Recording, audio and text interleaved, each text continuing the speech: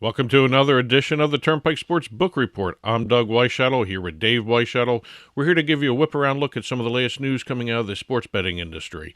Press releases, info at turnpikesportsradio.com. Keep those coming in. If you're watching us on TV, you can catch us on our website, turnpikesports.us, on the homepage every Monday morning. You can also catch the show on Amazon Fire, Apple TV, Roku. Audio-wise, we're available through Samsung Podcasts, Pandora Podcasts, and also Amazon Music. This week, in our state and national reports, we're going to continue our journey through January records and benchmarks. Yep. And we've even got a few more Super Bowl numbers to talk about. I love the Super Bowl numbers. It's the gift that keeps on giving. So much data coming out of that game.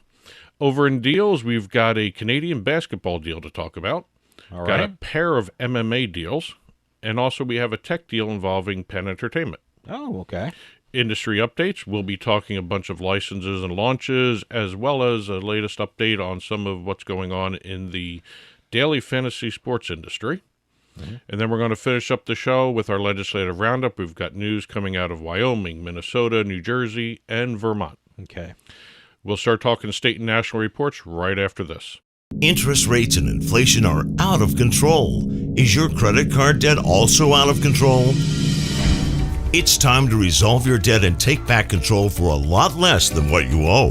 If you have $10,000 or more in credit card debt, then you need to call us right now. DebtFix Pros can significantly reduce the amount you owe, and you could be debt-free faster than you think.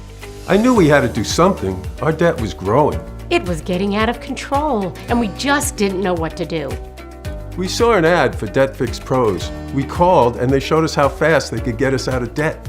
It really was amazing, and now we're back in control. Call now, and we'll show you how easy it is to fix your debt. The call and consultation are free. Call DebtFix Pros right now at 800-479-3522. That's 800-479-3522. 800-479-3522. Attention. If you owe back taxes to the IRS, watch this urgent message. The IRS is cracking down by hiring 87,000 new agents to garnish your paycheck and put liens on homes and businesses. They can even seize your bank account. The IRS calls it enforced compliance, and now they have the manpower to get you.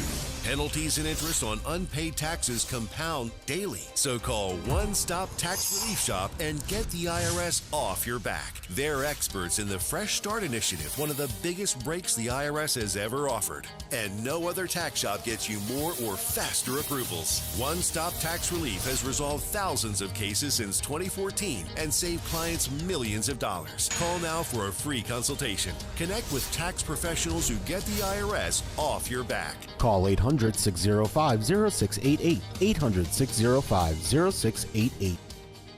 One Stop Tax Relief Shop.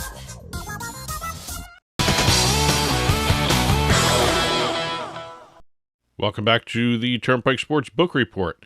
The state of Vermont recently launched their sports betting industry, and the Liquor and Lottery Commission Wednesday night reported some numbers coming out of the January report. Approximately $20 million in handle for the state of Vermont, Which is really great. $1.1 million in revenue, and also kind of interesting number that she threw on. I don't know why she put this out, but I'm assuming since it's a vacation state for skiing, this was actually kind of interesting. It was the average bet size was $23.50. Yep.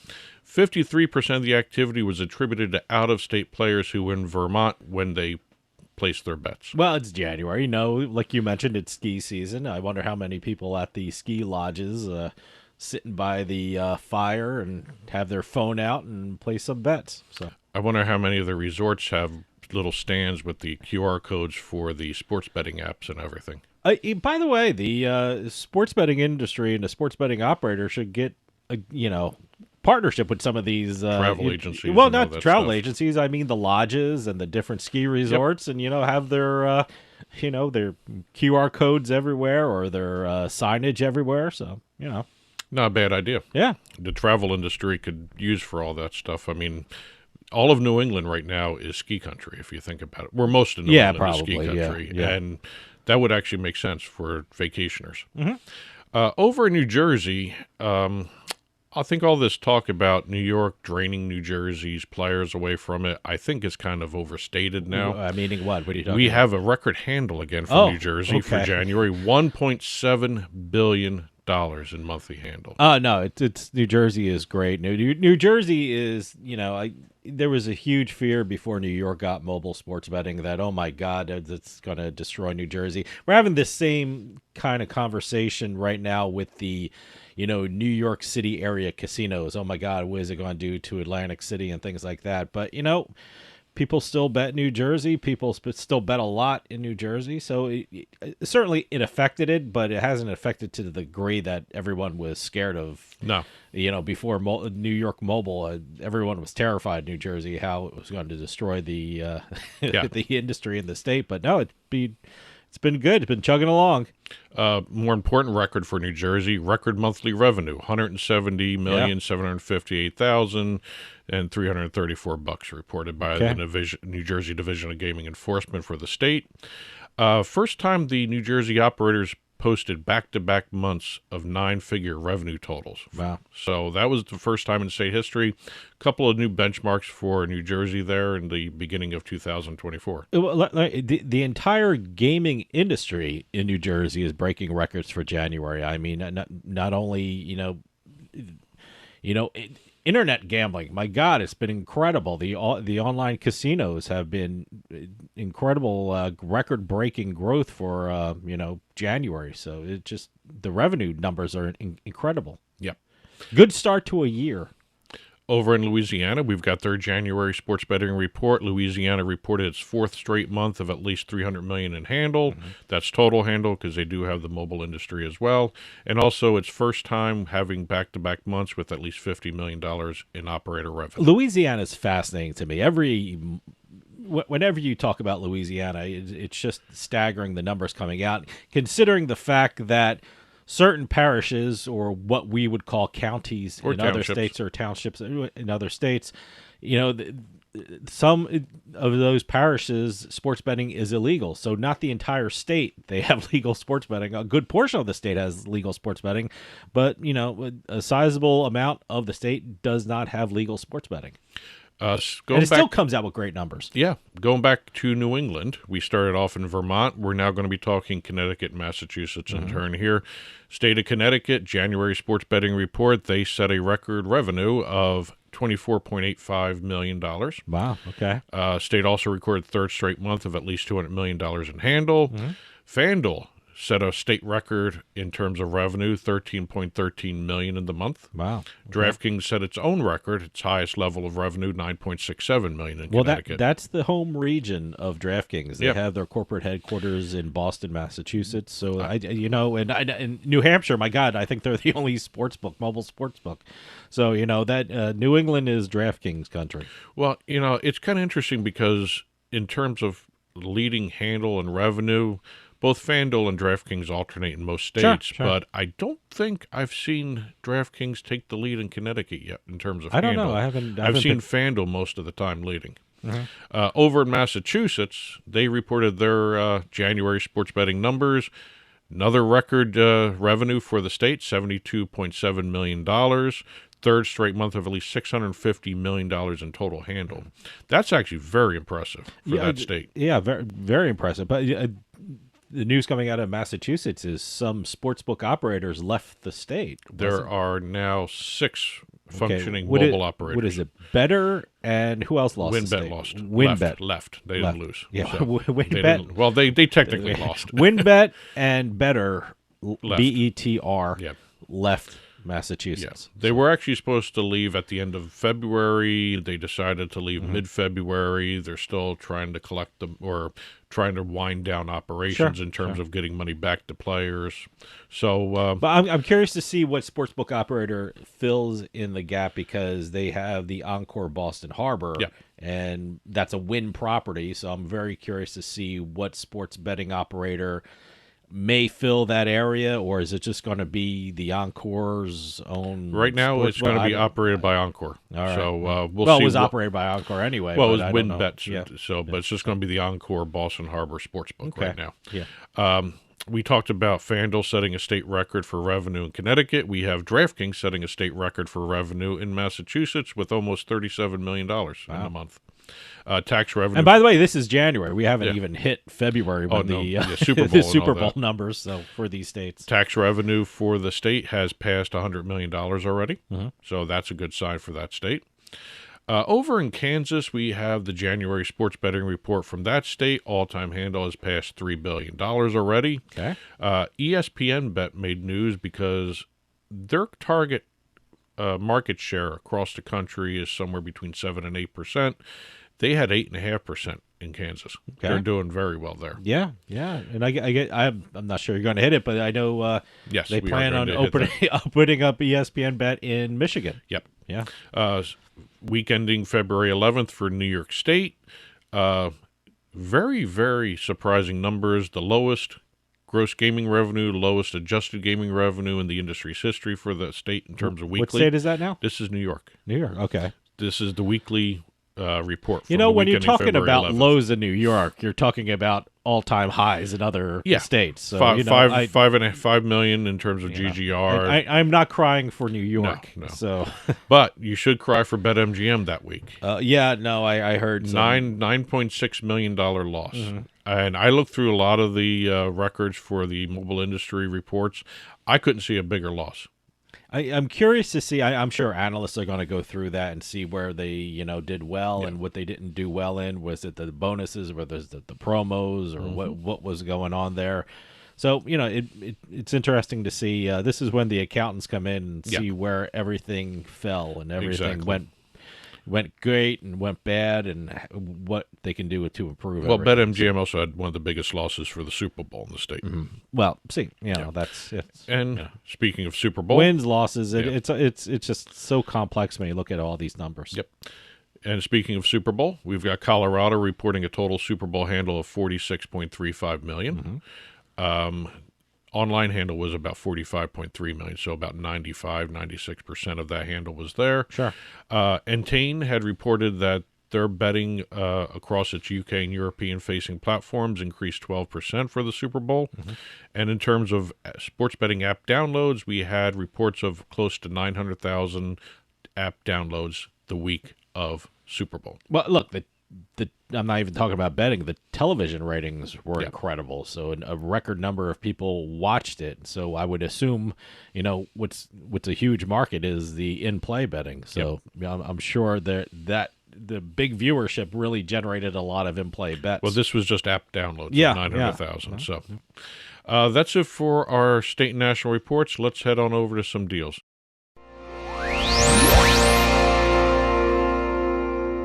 Starting off our segment here for deals in Canada, we've got the Canadian Elite Basketball League, or the CEBL, announcing a partnership with gaming technology provider Huddle. Huddle will become an official betting technology partner of the league starting this year. And what they will do, Huddle will collect the real-time game data from SIS Sports Information Solutions, who are the official league data provider. And then they will start creating CEBL sports betting and fantasy markets. Perfectly. I'm not too familiar with this league. I'm not. What is it? Just it's just another Canadian league. Yeah, is it a developmental league, or what is that? it? That I don't know. I know it's another league, and it's a professional league, whether it's minor league or pro league. I don't actually know. So, but it was a deal for creating new markets for sports betting and fantasy. Great. Good. Penn Entertainment announced an extension of its retail sportsbook platform agreement with Kambi. That will go until the end of December 2025. Kambi will be the supplier of kiosks, point-of-sale terminals, odds boards, and also the bring-your-own-device technology. Okay. Is that the technical name for it? Bring your own device? BYOD. Okay. All Yep. right. And during the term of this extension, Penn's going to be migrating to its own sports betting retail platform anyway. But under the deal, Kambi will still get their revenue share as part of all this deal. Great. Couple of MMA deals to quickly hit here. We've got Unibet announcing a deal to become the official partner of the Professional Fighters League, PFL. Okay, yeah. Familiar with that. And PFL great Europe. organization. and PFL Europe in the UK and France for the 2024-2025 season. It's going to start off at the PFL Europe Paris event in the UK, and kind of interesting to see the expansion of Professional Fighters League. They started off. Actually, they were one of the ones that started off in Ocean Casino in New Jersey. I'm familiar with that name because they were in Atlantic City. I don't know what their relationship with Atlantic City was. They were just putting on fights or whatever. But no, they had. I heard a lot about them when they were Atlantic City. That was actually their home ring, I guess. Oh, was it? I didn't know. Yeah. Okay, I didn't know that. So, I know they had events there. They've grown immensely. So, yeah, I miss boxing in Atlantic City. Growing up, there was always a big boxing event in Atlantic City. So. Still have big MMA matches here and there. Sure. And over in the other MMA league, we have UFC announcing a sponsored partnership with Stake, the crypto games and sportsbook operator. Oh, okay. Yep. They'll be doing more promotions, VIP experiences with UFC. They're going to be doing digital content featuring UFC athletes. Okay. And as part of all of Stake's activities, we have Stake launching their Stake F1 team for the new Formula One season. Oh, wow. Okay. Yep. They'll be participating for 2 years. They're taking over the Sauber F1 team, which just recently left Alfa Romeo at the end of last season. So they are now an F1 team. They're with the UFC. All right. So we're seeing Stake everywhere now. Okay. I always liked the F1 cars, the cameras in the cars. I was like, oh my God, they're almost like dragging on the ground. They're so low to the ground. Yeah.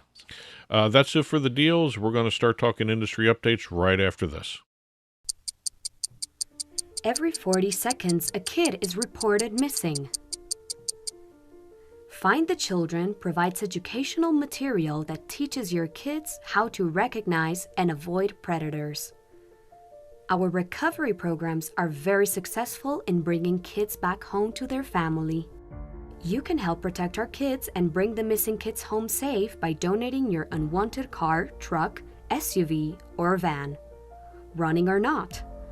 We guarantee you will receive the maximum tax deduction. We provide fast free pickup, usually within 24 hours. Over 2,000 kids are reported missing every day. Call now to donate your vehicle. Donate now to bring these kids home safe. Call 800-934-2260. 800-934-2260. 800-934-2260.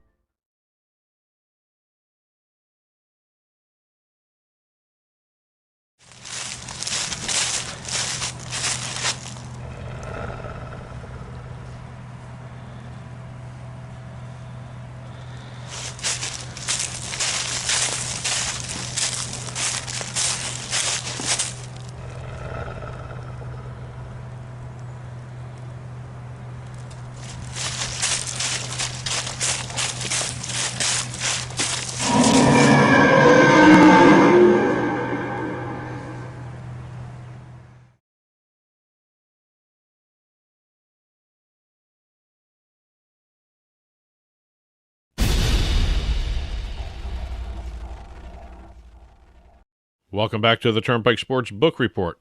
We're going to start off the industry updates out west in Arizona. The Arizona Department of Gaming officially opened an 18-day window for event wagering operators to apply for the available licenses that are on the market right now. 1 tribal license and no less than 1 professional sports franchise license. So is this going to be a mad rush to get it into the the offices for these operators? That I don't know. Because Arizona is a great sports betting market, so I'd be curious to see who fills those spots. Well, according to the Department of Gaming over in Arizona, all of the state's pro team entities already have license partners, so there's not going to be huge amounts of rushing over to get a professional sports franchise license. There's no more.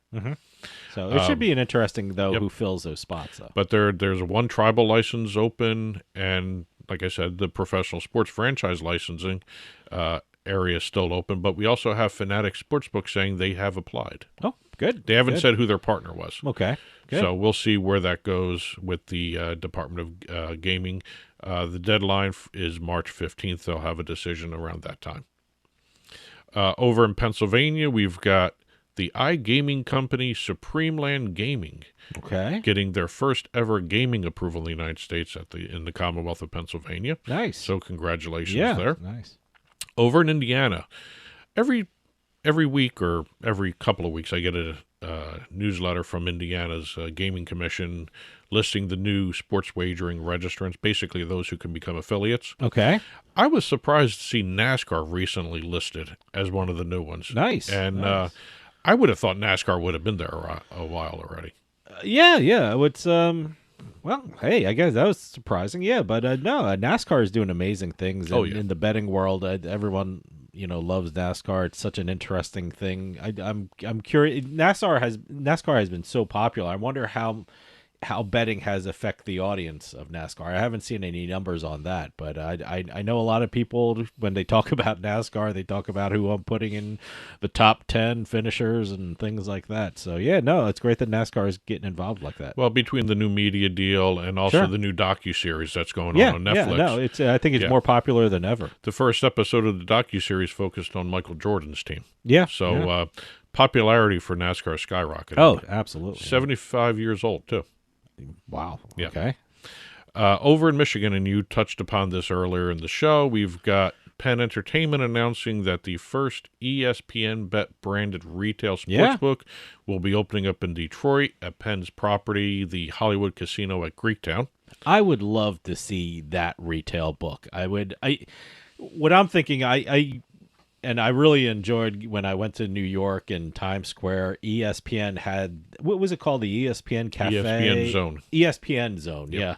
And by the way, it was not only in New York. I have ESPN Zone T-shirts from Las Vegas and stuff like that. So it was a fun place to go and eat and have a beer and watch the games. It looked like a sports book before sports books were around, But I'm very curious to see what this ESPN Bet looks like. And it looks like it'll be the first of many, hopefully. Well, you're going to see one in Plain Ridge Park Casino in Massachusetts because that's going to be an ESPN Bet there. I hope so. They haven't announced when that's happening, but it will be an ESPN Well, that's Bet. a Penn property. So Exactly. I'm curious to see how many Penn properties will have an ESPN Bet. I almost call it ESPN Zone again. ESPN Bet. I wonder how many of the Penn properties will have that. I wonder if the ESPN Bet sports books, the retail books, will have what the ESPN Zones did in their restaurants where they had the radio booths for the local ESPN radio. Well, I know from reading about ESPN Bet in Detroit that the local ESPN talent will do shows there to get more fans there and get more fans visiting and things like that. So that's going to be the integration everyone's going to be watching. It should. It'd be if I was them, certainly have a radio booth at least, and probably, hopefully a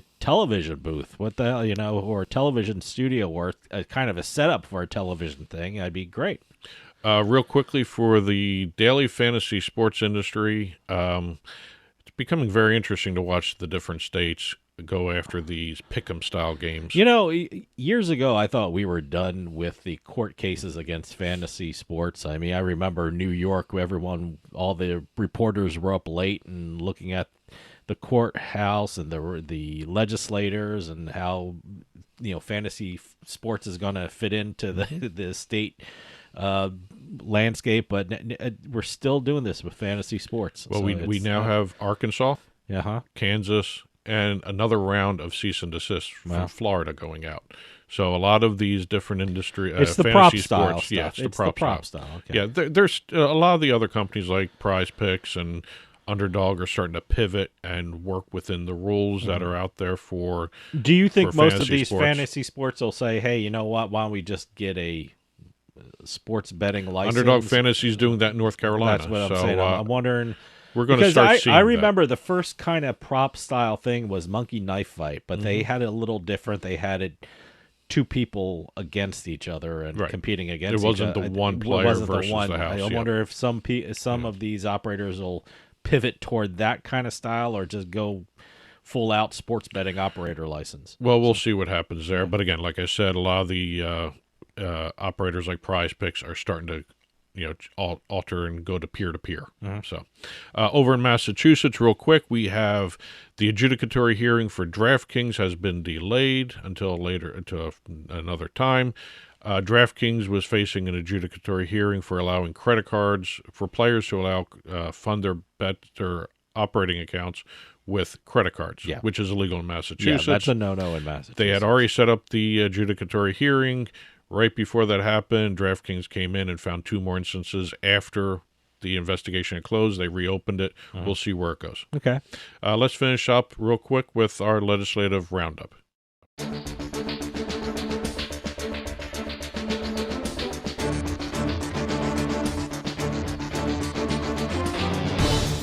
Two quick notes. Over in Wyoming, we have House Bill 120, which would have legalized online casinos in the state, has failed. They will not be talking about it due to the shortened legislative session there. Yep. Over in Minnesota, Governor Tim Walz has confirmed that if the legislature of Minnesota passes any sort of sports betting legislation this year, he will sign it. Oh, okay. Yes. That's a clear indication. Well, get it done. They've been trying for a couple years know, now. Nothing has happened. I know. Over in New Jersey, we've got a brand new Senate Committee Resolution, SCR 14, introduced by State Senator Joe Pinocchio to basically create racinos in the state. Which would be great. Why not? Yeah. You know, we have racetracks in New Jersey, then there's no slot machines there, so I'm assuming that's what they're talking about. So yeah, put the slot machines in the racetracks. Well, the bill calls for. I think they would have to be separate kind of area because you can bet on horses at age 18, but you can't play slot machines until you're 21. They'll have probably a slot room, but. According to the resolution, a consortium of Atlantic City casinos would run the slot concessions, basically, and profits will be distributed among the representation in Atlantic City of the size of the casinos. Whatever your market share in Atlantic City, you get a greater distribution of profits. You got to do something. New York area casinos are going to happen. So well, we'll see. Anything that helps out the casinos. The one I'm going to watch is the Meadowlands. Sure. Up there, see what happens there. That'd be a perfect spot for a slot room. Perfect. A racino, if you want to call it that. And last but not least, we started the show in Vermont. We're going to end the show in Vermont. Wow. Vermont? Who has ever said that in their lifetime? Only a Vermont talk show. Vermont talk show, yeah. Right now, we have Vermont, who just recently launched their sports betting industry. Yes. They recently announced their first sports betting numbers in their history. Yes. We now have HB 857, which is a legislative bill to prohibit advertising of state-run gambling operations. Okay. They are already tired of the sports betting advertising. All right, well, we'll see what happens there. You know, it's helping out the state, for God's sake. We just talked about the January numbers. What was it, a handle of $20 million? Yeah. And, $1 million or so tax Hey, revenue, Vermont, I'm sitting here in New Jersey. The nonstop sports betting, but also I got nonstop casinos. I got nonstop online casinos. I got nonstop online poker ads. Wait till you get to that part of your life. It's just very interesting to see a state file advertisement we need ban more commercials legislation for the resorts, the ski resorts. Well, I have to admit, I don't know how blanketed the area was for sports betting prior to the I would say November, December, January. They just started, everything is loaded. The industry just started, so I would assume it seems like a lot. So it may have started back in November. Yeah, well, before everything launched. So, but again, one of the quickest states to actually file an advertising ban right away. Yeah, well, it's still in the House, so we'll see where it goes. It may not even go anywhere. Yeah. But it's very interesting to see a new state file that quickly. Yeah. That's it for this week's Turnpike Sports Book Report. If you've been watching on TV, the ticker is flying by with additional news stories we didn't have a chance to cover this week on air. And as always, when we release the show Monday mornings, you will see a full print version of this week's Turnpike Sports Book Report on our blog there, turnpikesports.us. Click on the blog button. You'll be taken to the blog. And as always, press releases, info@turnpikesportsradio.com. Keep those coming in. And that'll do it for us this week. We'll see you next time on the Turnpike.